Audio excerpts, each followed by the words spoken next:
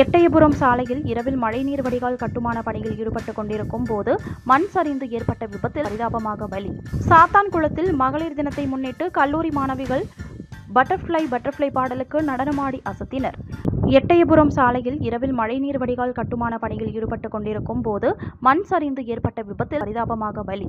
தூத்துக்குடி எட்டயபுரம் சாலையில் மழை வெள்ள நீர் வடிகால் அமைக்கும் பணி நடைபெற்று வருகிறது. தூத்துக்குடி நிலா கோல்டு ஸ்டோரேஜ் அருகே நேற்று இரவு இந்த வடிகால் அமைக்கும் பணியில் கடலூரை சேர்ந்த வேலு மற்றும் முருகன் உள்ளிட்ட 4 தொழிலாளர்கள் ஈடுபட்டுக் கொண்டிருந்தனர். அப்போது கான்கிரீட் போடுவதற்காக கலவை மிஷின் வேலை நடந்த பகுதிக்கு வந்துள்ளது. இதில் கலவை மிஷின் எடை தாங்காமல் மழைநீர் வடிகால் பணி நடக்கும் சுற்றுச்சுவர் பகுதியில் மண் சரிந்துள்ளது. இதில் கீழே இருந்து வேலை பார்த்துக் கொண்டிருந்த வேலு மற்றும் முருகன் சிக்கி உயிருக்கு போராடியுள்ளனர். இதனைத் தொடர்ந்து அந்த பகுதிக்கு விரைந்து வந்த தீயணைப்பு துறையினர் மண் சரிவில் சிக்கி உயிருக்கு போராடிய வேலு மற்றும் முருகனை மீட்டு தூத்துக்குடி அரசு மருத்துவக் கல்லூரி மருத்துவமனையில் சிகிச்சைக்காக சேர்த்தனர். இதில் இன்று காலை சிகிச்சை பலனின்றி கடலூரை சேர்ந்த வேலு என்ற தொழிலாளி பரிதாபமாக உயிரிழந்தார். மற்றொரு நபரான முருகனுக்கு சிகிச்சை அளிக்கப்பட்டு வருகிறது. இந்த சம்பவம் குறித்து புதியமுத்தூர் காவல்துறையினர் வழக்கு பதிவு செய்து விசாரணை நடத்தி வருகின்றனர். சாத்தான்குளத்தில் மகளிர் தினத்தை முன்னிட்டு கல்லூரி மாணவிகள் பட்டர்ஃப்ளை பாடலுக்கு நடனமாடி அசத்தினர். தூத்துக்குடி மாவட்டம் சாத்தான்குளம் அருகே உள்ள முதலூர் பஞ்சாயத்து ஆலடி தட்டு பள்ளி வளாகத்தில் முதலூர் பஞ்சாயத்து மகளிர் குழு கூட்டமைப்பு சார்பாக மகளிர் தினம் கொண்டாடப்பட்டது. இந்த நிகழ்ச்சியில் ஊராட்சி மன்ற தலைவர் பொன் முருகேசன் தலைமையில் நடைபெற்றது. இதில் மகளிர் கூட்டமைப்பு சேர்ந்த பெண்கள் மற்றும் அருகிலுள்ள சிவந்தி கல்லூரி மாணவிகளும் கலந்து கொண்டனர். இதில் மியூசிக் சேர், கல்லெடுத்தல், பலூன் உடைத்தல் போன்ற விளையாட்டுப் போட்டிகளில் தயக்கமின்றி பெண்கள் விளையாடி வெற்றி பெற்றனர். இதில் கல்லூரி மாணவர்கள் இன்ஸ்டாகிராம் ட்ரெண்டிங்கான பட்டர்ஃப்ளை பாடலுக்கு நடனமாடி அங்கு வந்த மகளிர் கூட்டமைப்பு பெண்களை உற்சாகப்படுத்தினர். மாணவிகளை மகளிர் கூட்டமைப்பு பெண்கள் கைதட்டி உற்சாகப்படுத்தினர்.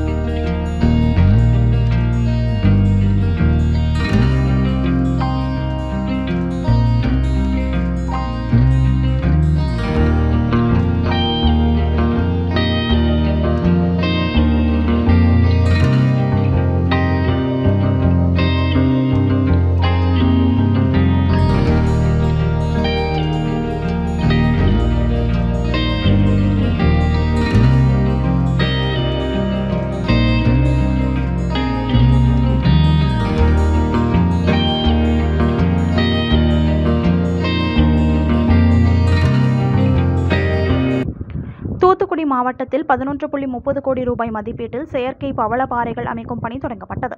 தூத்துக்குடி மாவட்டத்தில் உள்ள 5 மீனவ கிராமங்களில் 36 இடங்களில் செயற்கை பவளப்பாறைகள் அமைக்கும் திட்ட தொடக்க விழா தருவைக்குளம் மீன்பிடி துறைமுகத்தில் நேற்று நடைபெற்றது. இந்த விழாவில் முதற்கட்டமாக சிங்கித்துறை மீனவ கிராமத்தில் செயற்கை பவளப்பாறைகள் அமைக்கப்படும் பணிக்கு தருவைக்குளத்தில் இருந்து கடல் வழியாக செயற்கை பவளப்பாறைகளை கொண்டு செல்லும் பணியினை மீன்வளம், மீனவர் நலன், கால்நடை பராமரிப்புத்துறை அமைச்சர் அனிதா ராதாகிருஷ்ணன் கொடியசைத்து தொடங்கி வைத்தார்.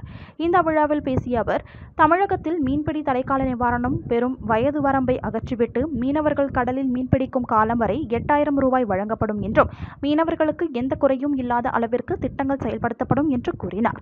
மேலும் மீன்வளத்தை அதிகரிக்கும் வகையில் மீன்வளம் மற்றும் மீனவர் நலத்துறை மூலம் கடலோர மாவட்டங்களான சென்னை, செங்கல்பட்டு, விழுப்புரம், மயிலாடுதுறை, தூத்துக்குடி, திருநெல்வேலி ஆகிய 6 மாவட்டங்களைச் சேர்ந்த 49 மீனவ கிராமங்களின் 200 இடங்களில் செயற்கை பவளப்பாறைகள் நிறுவ 62 கோடி ரூபாய் திட்ட மதிப்பீட்டில் பணிகள் பணிகள் நடைபெற்று வருகிறது. அதில் தூத்துக்குடி மாவட்டத்தில் உள்ள சிங்கித்துறை, கொம்புத்துறை, ஆலந்தலை, புன்னக்காயல் மற்றும் மணப்பாடு ஆகிய 5 மீனவ கிராமங்களில் 36 இடங்களில் தலா 190 செயற்கை பவளப்பாறைகள் 11.30 கோடி ரூபாயில் அமைக்கும் பணி நடைபெறவுள்ளது. முதற்கட்டமாக சிங்கித்துறை கிராமத்தில் 6 இடங்களில் செயற்கை பவளப்பாறை அமைக்கப்பட உள்ளதாகவும், தொடர்ந்து சென்னை, செங்கல்பட்டு, விழுப்புரம், மயிலாடுதுறை, தூத்துக்குடி, திருநெல்வேலி ஆகிய மாவட்டங்களிலும் வரும் 31ஆம் தேதிக்குள் செயற்கை பவளப்பாறைகள் அமைக்கப்படும் என்றும், இந்த திட்டத்தால் பவளப்பாறைகளில் மீன் குஞ்சுகள் அதிக அளவில் உற்பத்தியாகி கடல் மீன் உற்பத்தி அதிகரிக்கும், மீனவர்களின் வாழ்வாதாரமும் மேம்படும் என்றார். தூத்துக்குடியில் சமூக நலத்துறை மற்றும் மாவட்ட பள்ளி கல்வித்துறை சார்பில் அறிவியல் கண்காட்சி 100க்கும் மேற்பட்ட மாணவிகள் பங்கேற்பு. தூத்துக்குடி முள்ளக்காட்டில் அமைந்துள்ள கிரேஸ் பொறியியல் கல்லூரியில் வைத்து இன்று சமூக நலத்துறை மற்றும் மாவட்ட பள்ளி கல்வித்துறை சார்பில் பெண் குழந்தைகளை பாதுகாப்போம் மற்றும் பெண் குழந்தைகளுக்கு கற்பிப்போம் என்கிற திட்டத்தின் கீழ் 6 முதல் 9ஆம் வகுப்பு வரை பயிலும் மாணவிகள் பங்கேற்ற அறிவியல் கண்காட்சி நடைபெற்றது.